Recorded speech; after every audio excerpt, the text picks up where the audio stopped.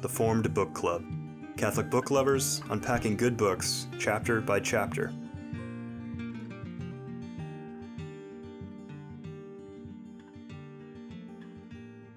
Welcome to the Formed Book Club. Vivian Dudro, myself, and Joseph Pearce continue to discuss Science at the Doorstep of God by Father Robert Spitzer of the Society of Jesus. Last session, we covered chapter 4, which entered into different kinds of scientific studies. We had physics before that, especially physics. And in chapter 4 is more medical research on,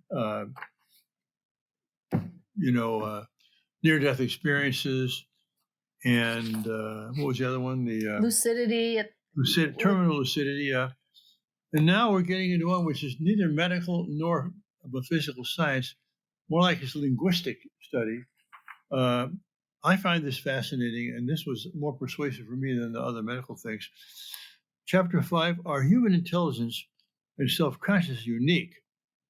It says about 5 lines down, we now turn to another kind of evidence that is not as directly accessible to observational scientific scrutiny as these medical studies. Not as directly, but it's scientific. Joseph, you did a great job last time of reading and summing up what the phenomena would be. So why don't you do that on page 147 for us? Yeah, sure. So after the introductory paragraph, you just read a sentence of there, he then gives a summary. The chapter will specifically explore 3 phenomena. 1, uniquely human intelligence and its implications for a transphysical soul, section 1. 2, uniquely human self-consciousness and its implications for a transphysical soul, section 2. And 3, the human capacity for transalgorithmic mathematics and its implications for a transphysical soul, section 3. We'll have to unpack that third one a bit, because what is transalgorithmic mathematics? And we'll get to that. Don't worry. So let's move on to that first section, uniquely human intelligence and the soul. And of course, I always think when I read things like this about Everlasting Man by G.K. Chesterton, in which he, with great common sense and great wisdom and humor, makes it clear that everybody realizes that there's a gap between the highest animal and the lowest human being, Yeah, and the gap is abysmal. I mean, there's an abyss that separates us, not something that can be bridged through evolution or anything else. One of those, Father, is on page 148 here, and I'm not very good at this sort of metaphysical eloquence, but the first sentence of the subsection A there are 2 kinds of ideas: perceptual ideas and conceptual ideas. Perceptual ideas are tied to perception or image, like a picture thought, and then skip a few lines. Conceptual ideas are those arising out of relationship among ideas, both perceptual and conceptual ideas. Though they may be tied to perceptual ideas, they go beyond those ideas by setting them into relationship with each other. And yet, again, this is one of those absolutely abysmal differences: is that none of the animals, the higher primates or any of the other animals, can conceive, right? They do not have conceptual ideas. They can perceive, right? They can see something happening and know what that means in this particular respects to their own instincts. Is that something to eat or something to run away from? But they can't conceive from relationships of different things an idea, and that's an abyss that separates all of the animals from us from the beginning. I thought this was a very important distinction, which I hadn't thought of that carefully before, but it makes complete sense. Mm-hmm. And it really does show you how to distinguish between how animals perceive and react to stimuli, and how human beings also do that, but can then create sentences, declarative sentences, can make judgments. They can relate them, one thing to another, and they can have a thought which is hierarchical and not just linear. He'll develop it in a chapter, but that's... Well, I remember, Father, long ago at Taberna, at a dinner table conversation, you explaining this distinction, yes? Wow. And he didn't use this terminology, but he explained about monkeys being caught by societies, that, eat them or sell them or whatever they do, by putting a banana or other piece of fruit into a cage-like thing, and the monkey puts his paw in and grabs the object and goes to pull out his paw, but the object now makes the paw too big to get out of the container. And the monkey can't put two and two together, that why can't I get my paw out and let go so I can flee, and gets caught because he won't let go. So, yes, he perceived the banana. Yeah. He perceived that he could reach for it and grab it. But what he couldn't do, or it couldn't do, was put two and two together, that if he could let go of it, he could escape, right? And even a child can figure, a very young child can start to figure these things out when, there's toys that, putting shapes through holes, all these things. Very, very young children start to process in this way. And this, I defy Peter Singer, who, the animal liberation so-called philosopher of Australia. I think it's Australia, right? I think it's Australian, but I think it was at Princeton. But he was at Princeton, head of the ethics department, Princeton. What a scandal. But arguing that adult primates had greater value than human babies because adult primates had greater intellectual capacity or mental capacity than human babies do. Okay, so this chapter is so helpful in explaining, no. There's a huge difference even between a very young human being and all the animal kingdom in terms of this capacity for, what would you call this? Analytical thought, or hierarchical thinking, yes. Relational thinking, but it is a kind of analysis, right? On page 149, about 8 lines down,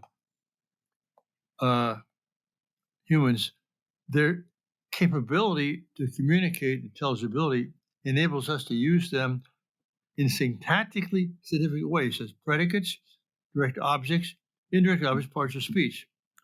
For example, prepositions, conjunctions, and so on, as well as logical operators, if then. So these are all relationships between ideas. And the animal can have an idea, in a sense, a perception, an image of something, and relate it to something like his appetite, but can't then relate it to another idea or another perception to draw a conclusion. Can't make a clear sense. This banana is good for me. It doesn't do that. Right. And even though, you could read this and say, well, these grammatical terms and all of that, you're saying animals don't understand that. Well, people don't know what adverbs are or whatever. Well, that's just the terminology to describe human speech. But even the youngest children, when they start to learn to talk in complete sentences with subjects and objects and connecting. They're connecting. So you don't have to teach a person grammar for a person to understand the grammar of his own native language, right? That's something that you learn just by hearing it. And so anyway, you don't want to get thrown off by...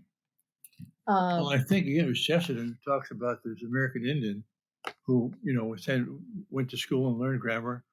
But he said, well, my language doesn't have a grammar. Because he didn't realize it was native to him. That's right. He only saw the grammar when he was studying some of the language. That's right. Well, many of us don't really learn grammar well till we study a foreign language. That happened to me. That's true. When I was studying German, I was like, oh my goodness, look at this. That's why you study Latin. Yeah. Yeah, no, true. A very structured language. Yeah. That's right. So anyways, yes, these experiments under the under the organization of this Noam Chomsky, who's a famous linguist and a famous, communist or whatever he is, right? So the fact that he's gone to all this effort to try to demonstrate that primates can do what humans do and hasn't been able to land that plane, I think that's almost convincing in and of itself, that it's Chomsky doing these experiments to try to prove something and can't, right?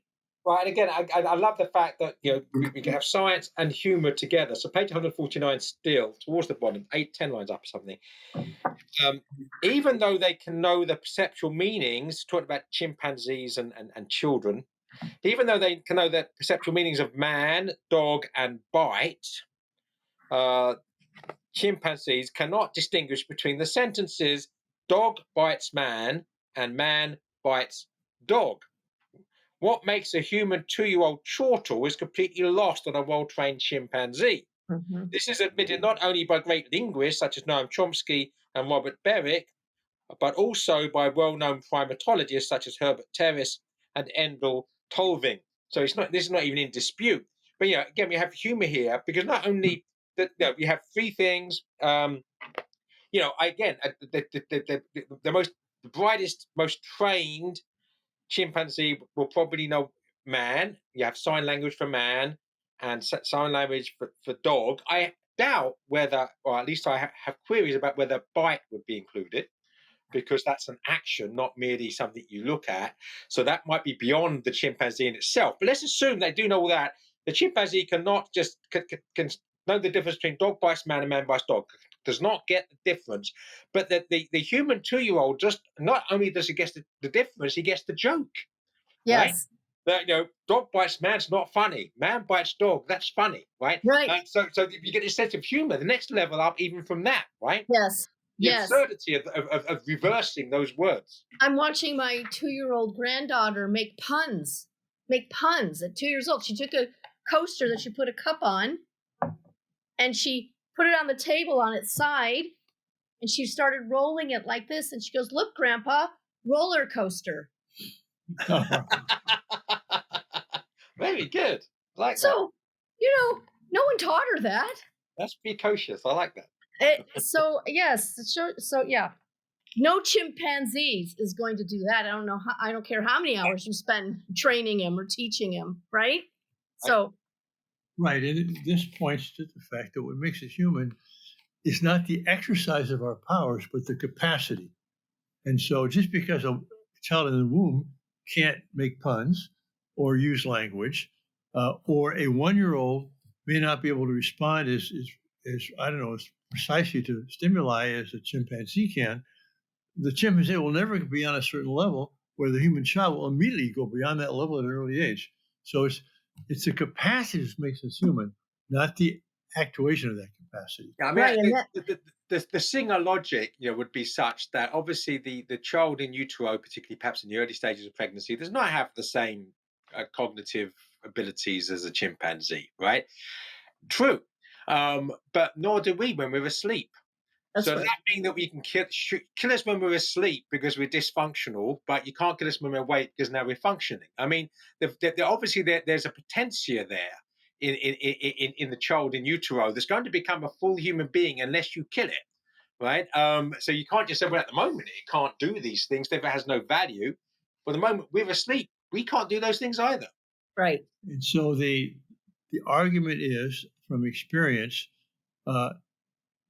we can't know by looking at an embryo what it can do in terms of an individual embryo there, but we know that embryos become human beings, and therefore they had the capacity in the beginning. That's right. And therefore we know that all of them have the capacity, even we don't know it or can't, Or for some reason, illness or incapacity or whatever, these aren't fully realized, Right. or other people are just smarter than other people too, But that doesn't change the nature or the essence Exactly. of the person you're looking at. So this measuring of actual functional ability and that assigning value is just a completely wrong way of valuing a human being. It's also incredibly scary, Vivian, because that's the sort of utilitarian logic that Yes. the poor that can't earn their living will just exterminate them, right? They have no function except to be a burden on the rest of us, the efficient members of the race. I mean, once you start judging people by how useful they are, That's right. how well they function, then you start killing all sorts of people. That's right. And the fact is that every one of us comes into the world needing the care of others because we're not functional enough to care for ourselves. We come into the world that way, we leave the world that way. Everyone. Yeah. So, You know, And sometimes you spend the middle time that way too. But and how else do we learn to care if we don't have people to care for? Yeah. So this is such a dehumanizing way of thinking, not only to the people who become the victims of utilitarian campaigns to rid the world of burdens, it's also dehumanizing for us, because now we're deprived of becoming fully human, meaning fully loving and caring of others besides ourselves. Yeah. Anyway. I know. I want to have people to care for me for their good, for their own good. You know, Yes, that's right. Help them better. But Well, that's what you want to say to people. I don't want to be a burden. You want to say, no, please, please give me the chance to love someone else besides myself. I'd like a massage, actually. But You'll have to get that from the massage chair, Father. Well, your daughter was. It's confession time, Father, because about 3 hours ago I was having one, although I would say it's therapeutic because I've got a bad neck. But nonetheless, it was very relaxing and very pleasant. So I've indulged myself today, albeit for medical reasons. Yeah. Also, another sidebar comment. I actually often think better in my sleep than when I'm awake. By that I mean that I can be puzzling over a problem, trying to solve it. Totally, I can't get the solution. I go to sleep. I wake up at 3 o'clock with a solution. I don't know. I've written essays in my sleep. And so now that begs the question, is this how you use that expression correctly? What really is going on when you're asleep? That's right. Clearly, there are mental processes going on that we don't even. I don't do that all the time, by the way.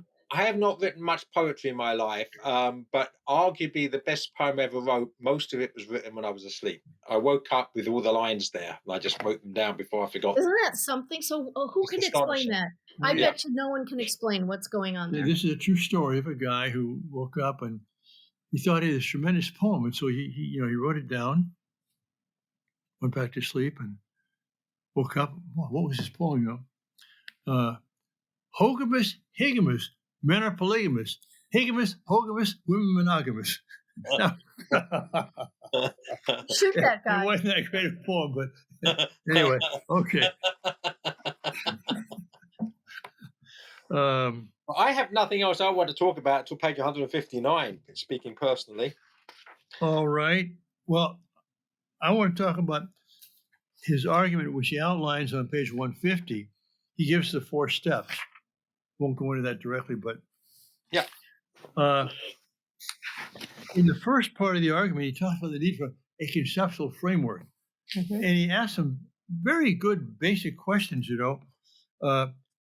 Let's examine, bottom page 151, the paragraph beginning there. Let's examine some other questions. For example, the question of what, which seeks to know how a datum is similar or different from other data. So he's saying when you ask the question what, or where, or why, you have to have a pre-existing framework of, for example, what, to know what difference and similarity means. And difference and similarity, those aren't things you can experience directly. That's an abstraction. That's not a perception. That's a concept.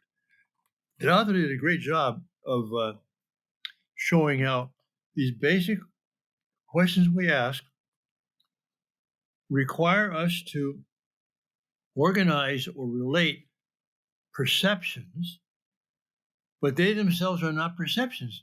They have to precede our relating perception, and therefore they're not what perceptions are. They make things that come from matter.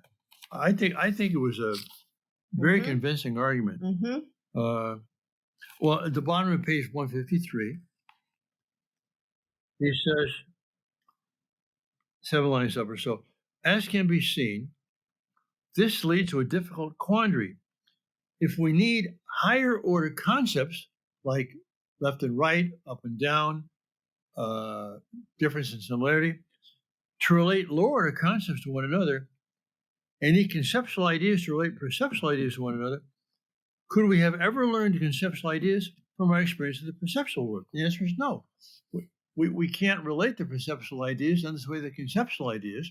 Therefore, they can't come from the perceptual ideas, which is what comes from, animal sensation. Well, and reading this was a real breakthrough for me in thinking about,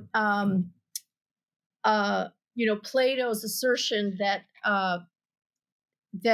we don't really learn things. We're recognizing things we already know. Oh yeah, anamnesis. Right. And so I used to puzzle over that, like, what is he talking about exactly there? And reading this, now I think I have a little bit more insight into this understanding that we have to already have a prepackaged conceptual order of knowing that we take with us into the world of things. And if that weren't already there, we wouldn't even be able to process those things that we're thinking about. And so now I don't know if that's really what he meant, but well, for Plato, it is. Well, I must have seen these things somewhere else before I got into this world. Aristotle says, no, you have a capacity to extract that from it's innate in you, but it's a capacity which is not co-valuable, or doesn't have the same level of quality as the world outside you that you're perceiving. But this idea that there's like a pre-existing template in the human mind that if we didn't already have, we wouldn't be able to do even these lower level orders of thinking about things. I don't know. This was a little bit wow. Okay. Existing template is called the human mind. That's exactly what it is to have that. Yeah. So that's the idea that we're born as a tabula rasa, and then we evolve through experience into something. Is clearly not the case. That we're born as a functioning human person with some mechanism for meaning that already has that it's almost if the meaning precedes the things we see, which we then ascribe meaning to. I don't know if I'm putting this very well, but it's almost as if the facts out there, the things we perceive, are just data that we are meant to do things with. So we've got the conceptual nous already, and the things are just there for us to do things with, to allow us to reach it, the potential that our nous enables us to. It's completely back to front from the way that I was told when I was a kid, that basically we're all nothing and we learn one little bit at a time. The more you realise it, the more nonsense that is. But you almost breathe it in or suck it in with your mother's milk. You believe all this sort of pseudo-Marxist nonsense because that's the culture, it's the zeitgeist. So, which then does argue for mind, soul being something that's not material, because this is the realm of conceptual ideas that don't come to us through our experience of the material world. They're already there somehow. They're already somehow there and in the mind, whatever that is. So that's why he's using this as an argument to say there's some spiritual reality that's not just brain cells. Right. This conceptual framework that's already there in the mind. Where'd that come from? Yeah, if the brain was just a mechanism, then none of this makes sense. Right. So are we, 159 is section B. Anything before that? Oh, not really. Go for it. I mean, I don't. Not before section B, no. So that's 159. Findings of contemporary linguistic analysts, psychologists, and anthropologists concerning the uniqueness of human thought and language. This I thought was a fascinating chapter, because you contrast the behaviorists like Skinner with a linguist like Chomsky, where Skinner would say words are like atoms. In fact, he uses an expression there, page 162 in the middle. They call them word-like atomic elements, conceptual atoms of thought, lexical items, atoms of computation. That is, they're not related, they're not connected. But on page 159, below the middle there, in essence, Skinner believed that language originates from the environment, particularly the need to communicate biological opportunities and dangers, while Chomsky asserts that language used by human beings has an additional source, the desire to communicate knowledge requiring declarative sentences. And so they show these examples where, the animal might associate a sign, like with our cats, we tap the plate and they come running because the food is there, but we're not saying, here comes food. It's Right. just, they've associated that sound by repetition with the next thing, which is going to be the food. But they don't make a sentence out of it. They don't make a declarative sentence out of it. By What the I way, found interesting. Sorry, Vivian. I was please. just going to say, by the way, Chomsky, because he spent so much time studying human language and how humans learn language and use language, all 4 of our children studied Latin.